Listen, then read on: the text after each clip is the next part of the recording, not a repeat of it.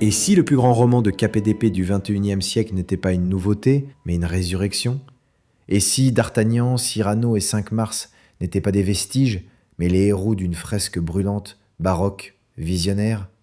Bienvenue dans Le Comte de Barcelone, signé Fanny Audibert, un roman aussi flamboyant qu'intelligent.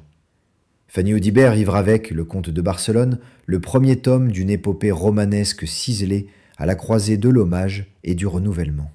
Dans une France baroque en guerre contre les Habsbourg, trois figures mythiques sont réinterprétées. Le D'Artagnan vieillissant retrouve l'acuité d'un espion aux principes trempés, Cyrano se métamorphose en philosophe en fuite, et le marquis de Cinq-Mars incarne la passion politique. Les dialogues sont un plaisir de vers poli, à la fois savoureux et pince sans rire, tandis que les combats et les intrigues coulent avec la fluidité d'un roman feuilleton classique. Ce premier tome assied l'originalité de Fanny Audibert. Sa plume mêle la ferveur dumazienne à une vérité psychologique contemporaine. Les héros, loin d'être figés, portant en eux la fatigue, le questionnement et l'aspiration à la grandeur. L'intrigue navigue habilement de l'Espagne catalane, où D'Artagnan infiltre une bande de brigands, au salon parisien, traversé par l'ombre tutélaire de Richelieu.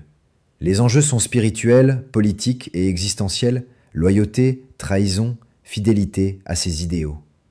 L'ensemble se lit comme un manifeste. Le roman d'aventure n'est jamais vain, si l'on inscrit dans ses péripéties une réflexion sur l'histoire, l'individu, la pensée.